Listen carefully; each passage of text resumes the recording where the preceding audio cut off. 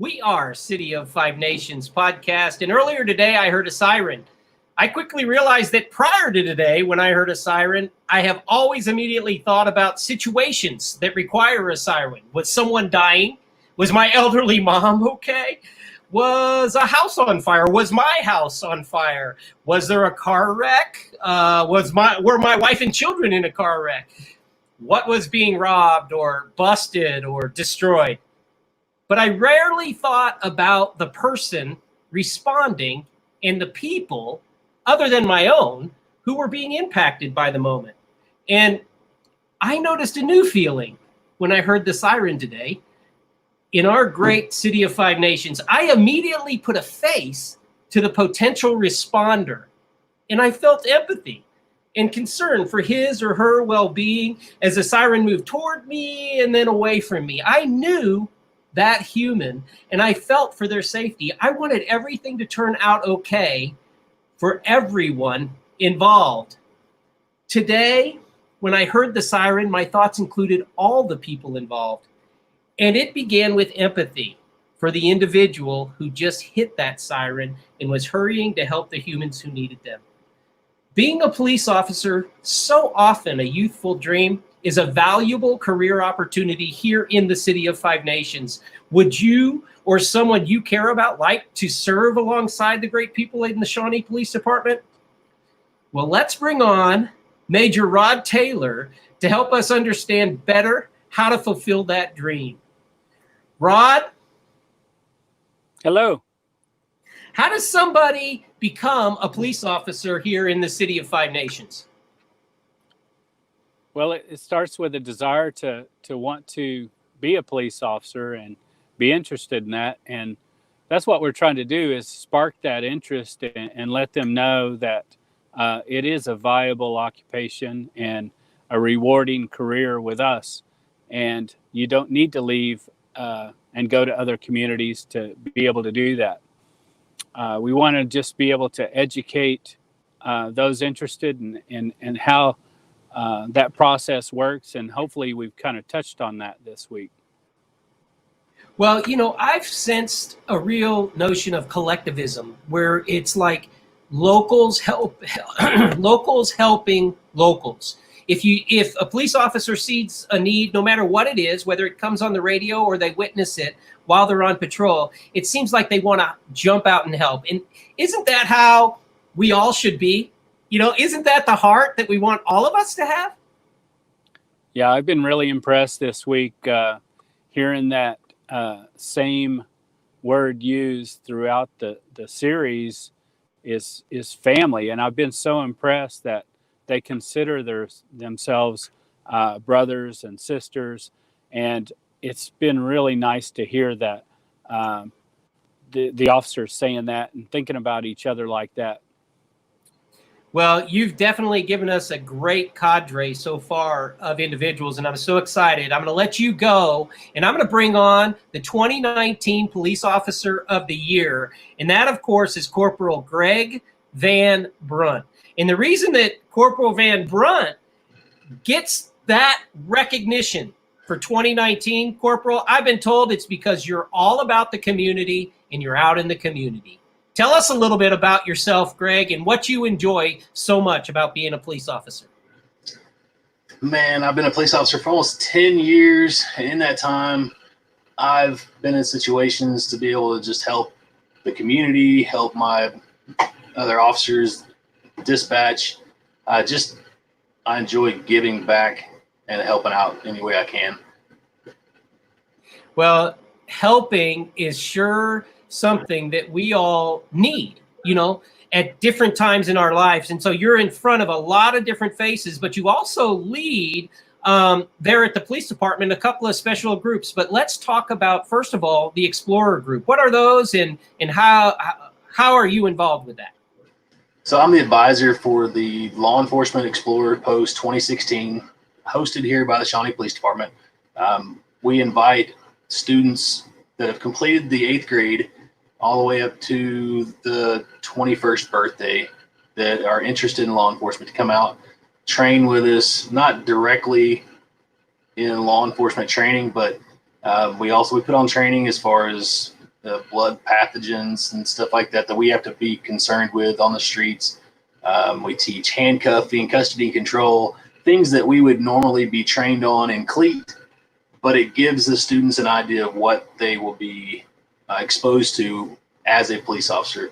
And a lot of them, they get to go on patrol with us, whether it be down Boo on Bell. If they're over 18, they can hop in the car with us and actually do a ride along on the street. So most of the kids that come in, they think, oh, it's just something that's going to kill some time. But some of them actually turn around and say, wow, this is not what I thought it was. I really want to be a police officer, or it's not what I was thinking it would be, and I'm going to go back and find another career to get into. So it's pretty cool. Well, what about you, Greg? Did you grow up wanting to be a police officer? And when you joined the force, I'm sure you had kind of a notion of what you thought being a police officer was going to be. What turned out to be different? So as a kid, I didn't want to be a police officer. I had other aspirations. I wanted to go to college. I wanted to fly airplanes, and I've done that. But it wasn't until I kind of struck out on my own trying to be a small business owner. I needed some income, so I was talking to people. I got turned on to dispatching, and I thought, well, it's a job. It'll pay the bills. And I got into it, and I really enjoyed it, and I felt like I was good at it. Dispatching led to working security gigs, for unarmed security. That led to getting my reserve certification so I can carry and do armed security. And then from there, I was just looking to get up the ladder a little bit higher, so I applied with Shawnee for dispatch. And at the time, the guy that was hiring was like, "You're qualified. Is this where you want to be?" And I was like, "Well, no, actually, I want to try to get on with the police department side." And he's like, "I'm not even going to consider you for dispatch because you're overqualified. I'm putting you in, the police applicant pile." And a couple months later, I was hired on. So it's kind of been a roundabout. I didn't want to be a police officer until I became a police officer. So here I am. So was that Chris who had said that to you? Yeah. Chris has been involved in my career for so long. He's the one that got me kind of started with the Explorer program, and he's been kind of a mentor ever since I've been hired on here. Oh, man, what a great guy. And talking about helping people, of course, that's dispatch, and that's the area now of Chrissy Brown. And Chrissy's with us again today. I'm sure that she has some stories of Officer Greg VanBrunt. Let's hear one of them. Well, one of them was today. I heard some sirens through my day too, Daniel. I was walking across the parking lot, but it was just Greg trying to get me out of his way. So, I got the siren. And that's from Greg. I would have hired you. Good. I bet. That's one dispatcher just trying to move another dispatcher along. That's right. For a while, I was actually a backup dispatcher for Chrissy downstairs before they started branching out to all some more advanced stuff, and I was busy on the streets. I went through there, the school. I can't remember what the class was on answering the phones and taking the calls and actually getting them dispatched out. I went to that school with a lot of her dispatchers, but since then I've been pretty busy up here. Well, Greg, we've heard throughout the week how important dispatchers are. And, it's not often that dispatchers really get to talk back to the police officers so much. So with Greg's dispatch skills, Chrissy, so evident, tell us about him and about how good he is on the radio. He is good on the radio. One of the things that I have an opportunity to do is every now and then I'll observe while he's training the explorers. He has good radio etiquette, so he teaches it to the explorers. Now he's one that throughout the day you never know what channel he's going to be on. So we hear his voice on 2 or 3 different channels throughout the day. I will say he seems to be the right place at the right time when we do need additional hands on the street, because he's usually the first to key up on the radio and say that he'll back, or he's just in the area. He always happens to be right in the area. So he's very handy to have. I really like that, Chrissy, because I would have thought maybe as we started this, he might be a little technology challenged, but you're actually telling me he's technology advanced. He's fine on the radio. The radios are fine. You just click one button. I haven't been on here all week either, so give me a break. Okay, well, Major Rod Taylor, come back, man. We need you. We need to sort this all out. That's Are you there? funny stuff. Yes, I can hear that. That's funny. Well, you know, it's not only that he does the explorers with the kids and hassles the dispatchers because he's probably the best dispatcher we have. He also has talent other than that with, like, doesn't he lead the SWAT team or something like that? I mean, isn't SWAT involved here too? I think Greg is affiliated with the SWAT, and I was going to ask him that question: is what kind of special teams he's been on, and what his job is now. We haven't even really got into what his job is right now and where he's at, and so some of my questions were going to be is how does that affect your current position?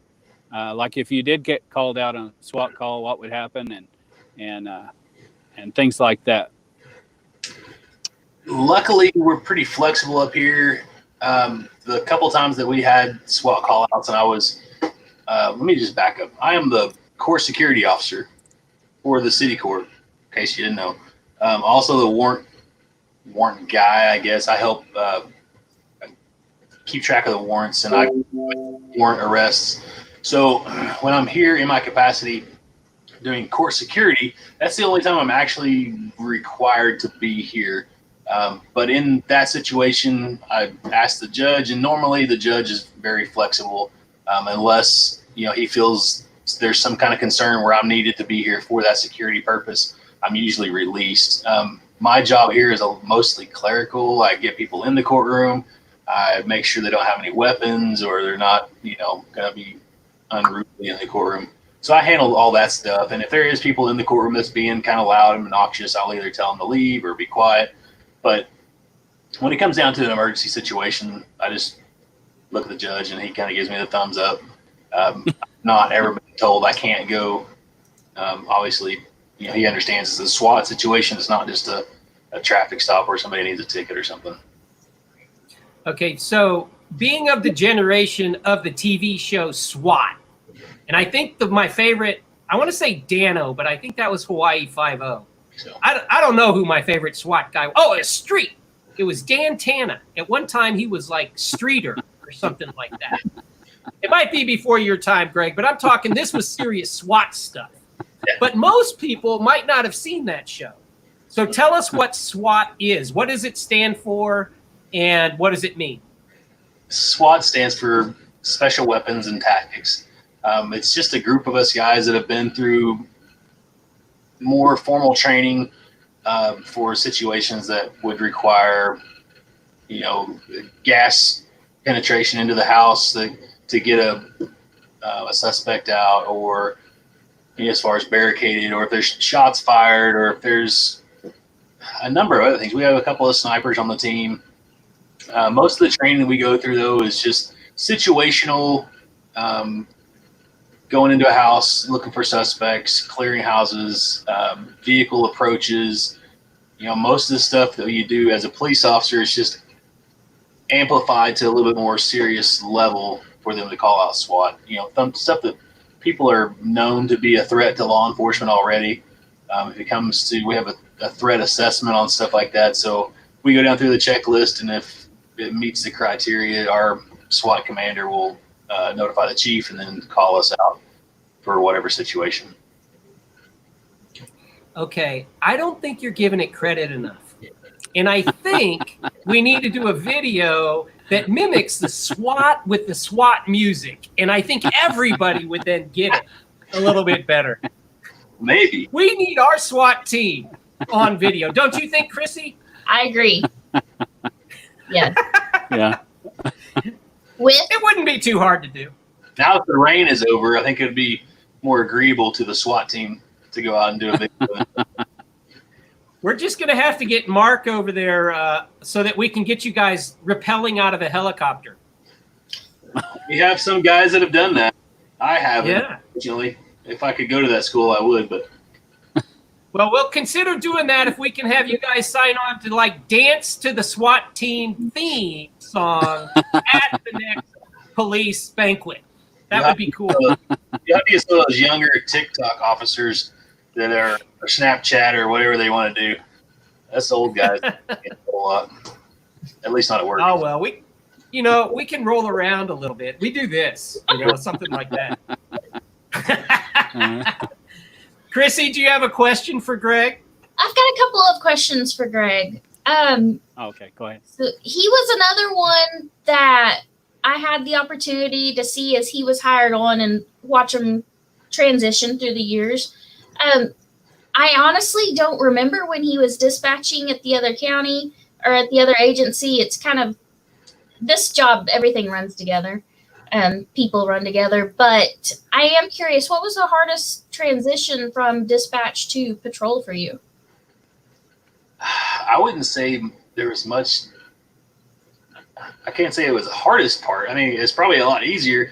In my opinion, I'm probably going to catch a lot of flack for this, but going from a situation where you have to answer 4 or 5 phone lines that are constantly ringing, plus officer, ambulance, teletypes, I got 1 radio to answer and 1 cell phone, and I just handle the call that I'm on. So I think it was a step down for me to come out of dispatch into my patrol car. That's why we like him. I was about to say, oh my gosh, were you kept for the last just for this?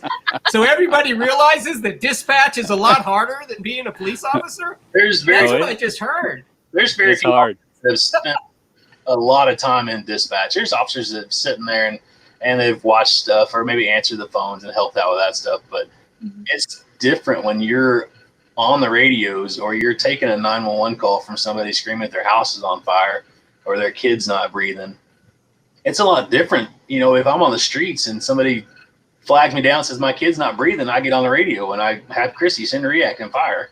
And then I try to assess the situation as best I can. But when you're on the phone, there's such a distance, a disconnect. You can only do so much. You can only give instructions in a certain way that they'll listen to you and understand. So, dispatchers, it's a pretty stressful situation. And once they get locked in with you and they're following instructions and your other dispatch partner is getting react or fire or police en route, it starts meshing, and that's when things start happening, is when the teams all come together and we're doing our part. So yeah, I give it up for dispatch. They do a lot, and nowadays there's a whole lot more electronics in there than when I was in there. So Yeah. Well, I'll tell you, this is known as Police Positive, Fulfilling a Dream, and that's to become a police officer. And so maybe somebody watching doesn't, feel like they want to be on the streets, but Chrissy, you have openings in dispatch as well. Yes, and if there is somebody that is, kind of on the fence as far as whether or not they want to go out into the field, dispatch is an excellent opportunity where you have 3 years to be exposed to those situations. Granted, you're not seeing them right now, but as our technology grows and advances, we'll be able to see those as we get the text messages and the videos live streaming. But, I would take somebody in a heartbeat that's 18 and have 3 great years of their service, and they want to learn more and they want to promote that safety within the community. I would take them in a heartbeat for 3 great years over somebody that just doesn't care and is there to earn a paycheck. I mean, you're interested in patrol, you're going to learn so much in dispatch. You'll learn the geography, the 10 codes, policies, procedures, different protocol for different things. And, you may end up to where you prefer dispatch over patrol. Yeah. Talking about that leading up to 18 years of age, Rod, I've heard, over through the hearts of our police officers here in the City of Five Nations, desire to create really a protective environment for children, all of our children, to explore and prosper, no pun intended there, explorer. Thanks for the plug. But really nurturing the ability to find oneself. I think is so important, in how oneself fits into community and into the world at a young age. Rod, talk about that in the sense of, it seems like your environment is so healthy there at the police department to nurture kids, in a safe way or in a safe environment. They may not have the safest environments where they go home to, or, what they deal with on a daily basis, but over and over and over and over, I hear your officers talk about being able to impact kids. Yeah. Greg has an awesome opportunity in with the Explorers to be able to be that positive role model. And I know of several kids that he's been able to be that model and give them hope that things can be better. And I wish we could share the details on those kids, but it's just amazing to watch. And it's such a positive organization and opportunity for those kids. So with that, we talked a little bit about our struggles as a police department with those kids between 18 and 21. I kind of touched on that with you, Daniel, that we kind of lose them. And I wanted Greg to kind of touch on some of those things, some of those behaviors that he can encourage those kids to stay away from bad behaviors and things to watch out for, those pitfalls that really get them in trouble in the application process with any police department. Greg? I hate to say the two words, common sense. There's a lot of things that kids these days are like, you know what? I've got years until I get to apply. You don't get to apply to be a police officer until you're 21.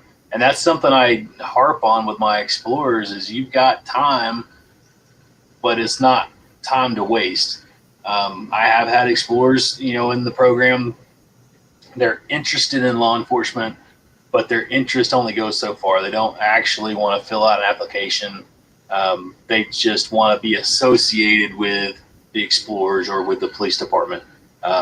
We've had, Explorers that are interested in being a police officer, but at the time when they're ready to, they make mistakes, or they don't they're not as serious about it as they should be. And it comes down to, how bad do you want it? I can only guide so far. I can only mentor so much. And if it comes down to choosing a weekend to party or, a weekend to do a ride along. I mean, when you're 19, 20 years old, there's only a few of them out there that really, I'll say, let's go do a ride along instead of, I've got, $20 to burn. Let's go do something else. There are some of my Explorers that will drop whatever they can to come do ride alongs or come, work Boo on Bell or, any of the downtown activities, the Christmas parade. There are kids that, they're like, I want to do everything with the Explorers. And sometimes I have to say, you know what, you got to chill, take a break. You want to be involved in everything, but you can't do everything. So pick one. And, I've had some good success so far. Well, I love the idea of ride-alongs. That's been talked about quite a bit this last week and a half, that it's available for, any resident above 18, I guess, to be able to apply and then go through a little bit of paperwork. Yeah, but Chrissy, what about, I'm sorry, what, Greg? There are some restrictions, minimum 18 years old. They'll do a background check and make a determination if you have any previous activity in your life that might not qualify you for the ride-along. But, for the most part, those that want to do ride-alongs don't have that kind of stuff in their background. They don't think about police officers that way. But, yeah, I'm willing to ride-alongs anytime. I love having a ride-along and explaining to them our side. Because so many people look at the TV and they're like, oh, you can, test DNA right there in your car, or you can scan a fingerprint right there and tell me who you are. And I would rather them have the real scoop on how we do our job and what it takes to actually get to the closing of the case. It's not as quick as you see on TV. Chrissy, is there anything similar to that for somebody who might be interested in being a dispatcher? We have allowed, we kind of call them alongs, that they come into dispatch, and we do the same thing similar to as a ride along. We'll do a pretty thorough background check to see if you're even allowed in the room. The difference between patrol and dispatch is that we have so much confidential information at our fingertips. Well, the officers are asking for driving license and tag returns. Well, we're the ones that have access to that. We're the account holders, you know, kind of the gatekeepers of that information. So they don't get it unless it is for law enforcement purposes. So whoever we do allow in has to pass our background check, and we'll give them a headset. We'll make sure that there are no HIPAA violations due to the medical calls that we dispatch, and we'll let them sit down if they show a legitimate interest in the positions. Well, I want everybody to be encouraged with that, because I've been in dispatch before. Yes. So if I've been in dispatch, you can be in dispatch. Rod, what about you, man? In your time with the Shawnee Police Department, which do you have, what, 27 years? Is that right? This year will be 30 in September. 30 years, man. How does that make you feel? I know you're proud of your guys, but how does that make you feel? 30 years on the force. Yeah, it feels like yesterday. It just flew by, and it makes me feel good, because I know when any job flies by for you, you know you've enjoyed it, you've had a good time doing it. So if it continues to fly by like that, I know we're having fun and doing the right things. I had a question for Greg. Please, yes. Greg, so tell us about the courtroom. Is it like on TV? Do you actually say all rise for the judge? I did for a while, and then our new judge, he's a little more modern, so he relaxed that restriction announcement at least. So I'll do it occasionally just to kind of, I don't know, make it feel like a courtroom, I guess. But you know, the judge comes in, he's already got the docket lined up, he knows who's in the courtroom, and we just go one by one, taking pleas and listening to stories and setting payment plans, and you know. Well, you've been off on the court's been closed for COVID for quite a while now. So what have you been doing during that time? I've been hitting the streets. Like Chrissy was saying, I just happen to be in the right spot sometimes. It's because I'm out patrolling. I know where the high crime areas are for the most part. They don't change that much. So I stay in the neighborhoods down south looking for something that's going to happen, or you know, I help out our narcotics and our gang guys and their CID, our investigators. If they need, you know, a car stop, they'll call me. If they need, you know, run a search warrant, they'll call me.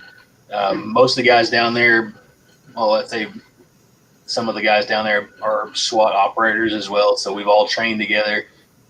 So hitting the house together, they trust me. I'm usually volunteering for the Shield, which is a pretty heavy piece of equipment, but I like being the first guy in. It's just, I don't know, it's where I like to be in the stack. So I'll help out serve search warrants. I'll stop cars. You know, if they're looking for a particular person in town, or, you know, they're trying to track something going on in town, they know they can rely on me to make the stop, make it a legal stop, ethical, all that stuff. I don't, you know, go outside the law. Obviously, it's not like what you see on TV as far as, oh, I'm going to, you know, kick this guy's door in just because I can. I know he's in there. We still have laws to follow, and we take a risk of losing a case if we don't follow the procedure appropriately. So, you know, the guys, they like me coming out and helping out with the traffic stops. I also, you know, I have a cage where most of the guys down in the East Wing don't have cages in their cars. So it's a lot easier and safer for me to transport the prisoners either to the East Wing for them to be interviewed or out to the jail to be booked in. So I stay busy. I mean, I know where the crime's at. I patrol, I run traffic, and I help those guys do what they need to do. So. Well, that's how you become Officer of the Year 2019, is you're on the spot and you're helping your brothers. Corporal Greg VanBrunt, it's been a privilege to spend time with you this afternoon. Thank you very much for preparing yourself and just coming on and allowing our great community to get to know another great police officer. Thank you very much. Thanks for having me on. I enjoyed it. Well, I hope that you have a great day, and we'll see you again soon, I hope. All right, take care. Chrissy, what a great week and a half. I've enjoyed spending time with you. Thank you for giving us your time. Welcome. It really has. It's been fun. Well, awesome. It was. Well, I'll tell you what, I was a bit worried as Rod and I were trying to figure this thing out. And then as soon as he said, well, our first guest is going to be Chrissy. And I said, well, can Chrissy just be on there with us the whole time? No, I knew that it's been fun. Well, I knew your addition was not only needed, it was necessary to get us through. Well, thank you very much. Thank you. We'll see you again soon as well. Yes. Bye. Bye-bye. Rod, man, great idea. And you introduced a number of wonderful individuals. Thank you. Thank you. Thank you for allowing us to have the opportunity to get these guys' stories out there. And like I said, we had so many more that are just as great. And I just encourage all of those interested in law enforcement to come check us out, give us a shot, and we'll get you connected with the training sergeant. And any questions that anybody has about law enforcement, whether it's dispatch or ride along or the Explorer program. And we didn't even really talk about the volunteers in policing program. So we have a number of programs. Just give us a call and we'll get you connected and involved. Well, you hit it out of the park, Rod. Thank you very much. And I hope that you have a great, wonderful day. And the next time I see you, it's going to be with Chief. We haven't given up. This is the first ending, and we have a second ending, and that's when we get Chief back on here, okay? I agree. I've got some questions for him. You let him know that he's not off the hook. Okay, I will. Thank you so much. Bye-bye. Thanks, Rod. See you later. Bye-bye. Bye.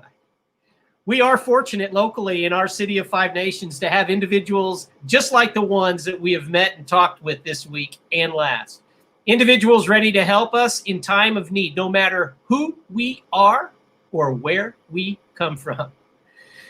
That is what we locals should always reinforce to one another. Our police officers want to help each of us be safe and live prosperously alongside one another. I can confidently put my trust in the hearts of the officers I have met to do good, be professional, and perform at their best every time they hit that siren. It begins with hope restoration. We all strive for a better life. We must all help one another see the hope that is possible and move towards it. Remember always, fellow locals, here in the city of Five Nations, together we build community, one season at a time. That's it for our Police Positive Fulfilling Your Dream series, and we look forward to our next series and the next time that you and I get to spend time with other wonderful beings from our community. Have a great weekend. Thank you for watching.